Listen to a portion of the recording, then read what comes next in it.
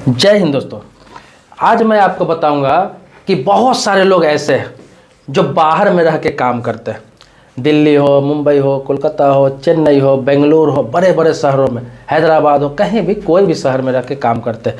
लेकिन वो गाँव के रहने वाले हैं, बिहार के किसी गांव के रहने वाले हैं, बंगाल के किसी गांव के रहने वाले हैं, झारखंड के किसी गांव के रहने वाले हैं, उड़ीसा के किसी गांव के रहने, उत्तर प्रदेश के किसी गांव के रहने वाले, किसी भी स्टेट के कोई गांव के रहने वाले हैं। ज़्यादातर मजदूरी करने के लिए बाहर जाते हैं, या फिर जॉब करने के लिए बाहर जाते हैं, या फिर छोटे मोटे व्यवसाय करने के लिए बाहर जाते हैं। जो कम पढ़े लिखे लोग होते हैं या फिर एवरेज पढ़े लिखे होते हैं, बहुत ज़्यादा जानकारी उसको नहीं रहता है ज़मीन जायदाद प्रॉपर्टी के बारे में।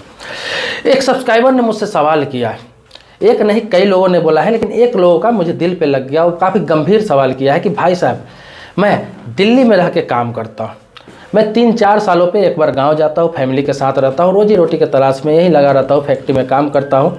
मैं जब 3-4 सालों पे एक बार गाँव गया तो मेरा भाई है जो गाँव में रहता है, मेरा जो पुश्तैनी मकान है, जो दादा के नाम से है, पिताजी के नाम से है, परदादा के नाम से, जो मुझे हिस्से में मिला हुआ है, जिसमें मेरा हिस्सा है। तो जब मैं गाँव गया तो उनसे बोला कि भाई साहब, मुझे वो हिस्सा चाहिए, ज़मीन का टुकड़ा चाहिए, ज़मीन का जो मेरी हिस्सेदारी है उसमें, क्योंकि पुश्तैनी प्रॉपर्टी है, पैतृक संपत्ति है, एंसेस्टर प्रॉपर्टी है, उसमें से मुझे हिस्सा चाहिए। मैं अपने हिस्से में घर बनाऊंगा, या फिर ज़रूरत पड़े तो मैं उसे बेच लूँगा, इस्तेमाल कर लूँगा, या फिर मैं उस ज़मीन को कुछ भी करूँ, मुझे बंटवारा करके आप दे दो। तो इस पर क्या उसने कहा कि मेरे भाई ने मुझे देने से सीधा सीधा मना कर दिया। उसने देने से मना कर दिया, यहाँ तक कि मेरे हिस्से की कुछ ज़मीन मुझे बिना बताए उसने बेच दिया। तो मैं क्या एक्शन ले सकता हूँ, क्या कर सकता हूँ, क्या मुझे ज़मीन मिलेगा, या फिर बिना बताए बेच लिया, क्या यह लीगल है, इलीगल है, इस बारे में मैं चर्चा करने जा रहा हूँ। ये ज़रूरी नहीं कि भाइयों पे ही लागू होता है, बहुत सारे लोगों को चाचा है, रिश्तेदार है, बहुत सारे लोग गाँव में है जो उनके ज़मीन पर कब्जा कर लेते हैं, बेच लेते हैं, जबकि ज़मीन पुश्तैनी है, प्रॉपर्टी पुश्तैनी है, दादा के नाम से है, परदादा के नाम से है, या फिर जिसके नाम से, पिताजी के नाम से है, माँ के नाम से है, और उसे नहीं दिया जाता। इसलिए नहीं दिया जाता है कि बोलता है तुम तो बाहर रहते हो भाई, कभी कभार आते हो, नहीं दूंगा, क्या कर लोगे, तुम तो बाहर में बहुत सारी चीज़ बना चुके हो। इसी पे चर्चा करूंगा, पूरी जानकारी दूंगा, पूरे वीडियो में आप बने रहेंगे तभी पूरी जानकारी आपको हो पाएगी। और जानकारी हो जाएगी तो जरूरी नहीं कि आप ही के काम आएगा, आपके रिश्तेदार का, आपके जानने वाले दोस्त, यार किसी को भी आप बता सकते हैं, इसके बारे में जानकारी हो जाएगी। जो लीगल है वो मैं बताने जा रहा हूँ आपको। आगे बढ़ने से पहले आपसे रिक्वेस्ट करूँगा, वीडियो को लाइक करिए। फिर मन में सवाल कुछ होगा तो आप लिखेंगे कमेंट बॉक्स में, फिर से वीडियो बनाऊंगा इसी प्रकार से जैसे इस सवाल पे वीडियो बना रहा हूँ। आपको बता दूं कि आपके गांव में कोई पुश्तैनी ज़मीन है, जो पिताजी के नाम से है, दादाजी के नाम से है, परदादा के नाम से है, किसी के नाम से, पुश्तैनी ज़मीन उसे बोलते हैं। आपके नाम के अलावा 4 पीढ़ी पीछे तक का जो भी होता है उसे एंसेस्टर प्रॉपर्टी बोला जाता है, पुश्तैनी ज़मीन बोला जाता है। और उसमें क्या होता है कि वो लोग अगर नहीं है इस दुनिया में, आपके दादाजी की ज़मीन है, दादा नहीं है, पिताजी के नाम से ज़मीन है, पिताजी नहीं है, परदादा जी के नाम से है, परदादा नहीं है, तो सीधा सीधा उसमें अधिकार आपका हो जाता है। लेकिन परदादा के नाम से ज़मीन है, दादा के नाम से ज़मीन है, पिताजी अगर जीवित भी है तो भी सीधा सीधा आपका अधिकार हो जाता है, क्योंकि पिता के नाम से ज़मीन नहीं है, दादा या परदादा के नाम से ज़मीन है, या फिर उनका ज़मीन था और इनके नाम से किया गया, तो डायरेक्ट आप उनके जीते जी भी अपना हिस्सेदारी ले सकते हैं। ये तो रही लीगल बात, कानूनी बात है। अब बात आ रही है सीधा मुद्दों पर, जिस मुद्दे पर सवाल किया गया है कि मुझे नहीं दे रहा है, मैं क्या करूँ, मैं गाँव गया, मेरे चाचा नहीं दे रहा है, भाई नहीं दे रहा है, या कोई नहीं दे रहा है। तो मैं आपको बता दूं कि ये जो है वो बोल रहा है कि तुम्हारा नहीं हुआ, तुम यहाँ नहीं रहते हो। मैं आपको बता दूं कि आप कहीं भी रहते हो, दुनिया के किसी कोना में, सिर्फ भारत की बात नहीं बोल रहा हूँ, दुनिया के किसी भी कोना में आप रहते हैं, कभी भी आते हैं, 2 साल बाद, 4 साल बाद, 10 साल बाद, 20 साल बाद भी आते हैं, अगर आपके पिताजी के नाम से है, दादाजी के नाम से, परदादा के नाम से है, और वो वसीयत बना के किसी के नाम से नहीं गए हैं, पर्सनली किसी को रजिस्ट्री करके नहीं गए, या पर्सनली किसी को विल बनाकर नहीं गए हैं, वसीयत बनाकर नहीं गए हैं, तो उसमें आपका सीधा सीधा हिस्सेदारी होता है। वो ज़मीन अगर उसने बेच भी दिया है आपको बिना बताए, तो आप उसे कैंसिलेशन ऑफ डीड का केस करके उस ज़मीन को कैंसिल करा सकते हैं, स्टे लगवा के उस पर रोक लगवा सकते हैं, या फिर बेचने वाला है, आपको पता चल गया कि बेचने वाला है, तो भी आप उस पर हस्तक्षेप कर सकते हैं। आप पार्टीशन शूट का मुकदमा दायर करके उस ज़मीन पर स्टे लेके उस पर रोक लगा सकते हैं। वो ज़मीन न बेच सकता है, न उस पर कुछ निर्माण कर सकता है, ना ही बिना आपका हिस्से दिया उस पर कुछ कर सकता है। जब तक आपका हिस्सा नहीं देगा उस पर कोई भी कार्य नहीं कर सकता। इसके लिए आपको कोर्ट में पार्टीशन शूट दायर करना पड़ेगा। बहुत सारे लोग कहते हैं हम बाहर रहते हैं, पार्टीशन शूट दायर करेंगे, केस करेंगे, हमको बार बार गाँव जाना पड़ेगा।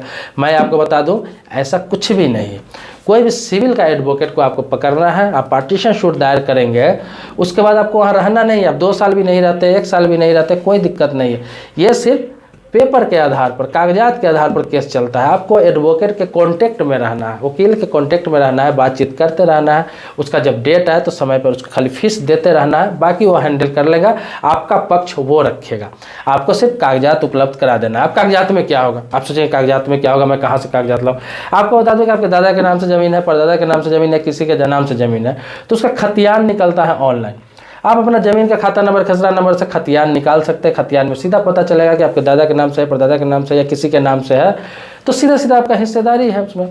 और हिस्सेदारी है तो आपका जब तक नहीं दिया जाए तब तक वो ज़मीन को न बेच सकता है, न उस पर निर्माण कर सकता है, और ना ही ज़बरदस्ती पूरा कब्जा कर सकता है। तो ये आपका सीधा हक है। बहुत सारे लोग ये सोचते हैं कि भाई 20 साल में नहीं गया, 10 साल नहीं गया, 5 साल नहीं गया तो पुश्तैनी ज़मीन पर हो सकता है कि लिमिटेशन एक्ट का जो नियम है वो लागू हो जाए, लोग कब्जा कर। मैं आपने सुना होगा कि 12 साल किसी ज़मीन पर कोई काबिज रह जाता है किसी के ज़मीन पर, तो उस पर उसका मालिकाना हक हो जाता है। ये सच्चाई भी है।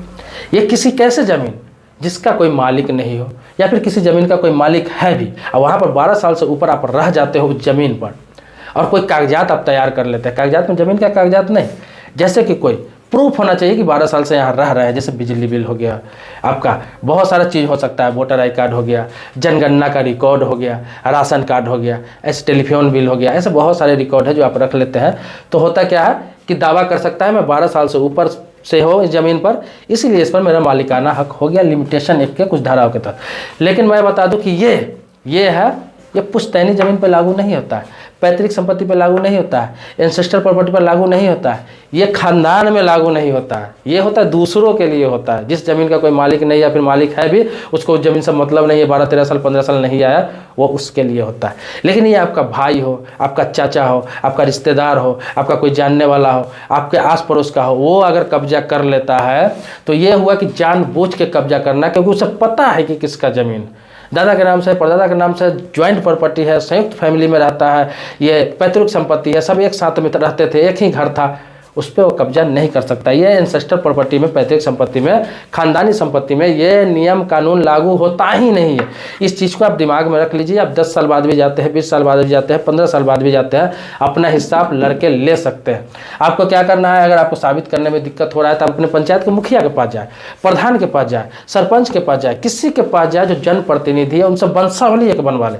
वंशावली क्या होता है पहले इस चीज़ को समझ लीजिए। वो अपना लेटर हेड पर लिख के देगा कि आपका ये दादा थे, उसका ये पिताजी थे, उनका इतना लड़का था, ये सब आपका भाई है, ये सारा चीज़ बना के आपको पार्ट बाय पार्ट दे देगा कि इनका ये वंशज है।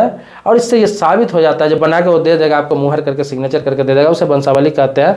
उस वंशावली के आधार पर और आप अपने खतियान के आधार पर, खतौनी के आधार पर, ज़मीन के कागजात के आधार पर कभी भी केस करके आप ले सकते हैं, उनको उलझा सकते हैं, ज़मीन पे स्टे ले सकते हैं, न वो ज़मीन पर कुछ निर्माण कर सकता है, न कुछ बना सकता है। जब कोर्ट में आप पार्टीशन शूट का मुकदमा दायर करेंगे तो उन्हें किसी भी हालात में वहाँ जाकर जवाब देना पड़ेगा। अगर वो कोर्ट में नहीं जाते हैं, 2-3 बार नोटिस होगा, नहीं जाते हैं, तो आपके पक्ष में फैसला हो जाएगा। पार्टीशन शूट में ज़्यादा टाइम नहीं लगता है, क्योंकि आपकी खानदानी प्रॉपर्टी है और आपका पुश्तैनी प्रॉपर्टी है, तो ये बहुत जल्दी कागजात के आधार पर ही मैक्सिमम 1 साल, 2 साल, 3 साल में आपका फैसला आ ही जाएगा और आपका हिस्सेदारी मिल ही जाएगा। इसके लिए टेंशन लेने की ज़रूरत नहीं है।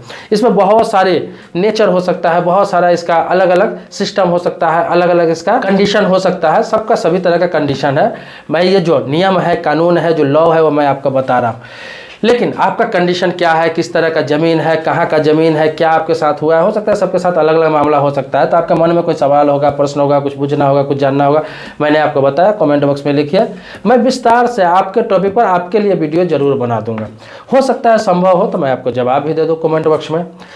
इसके अलावा मैं आपसे रिक्वेस्ट करना चाहूँगा कि आगे नए नए टॉपिक को वीडियो जानने के लिए, कुछ समझने के लिए, कुछ नया जानकारी के लिए मेरे चैनल में ऐसे ही बने रहेंगे। आप मेरे चैनल पर पहली बार आए हैं तो चैनल को सब्सक्राइब कीजिए। अगर पुराने सब्सक्राइबर हैं तो इसके लिए कोटि कोटि धन्यवाद देता हूँ, आभारी हूँ आपका।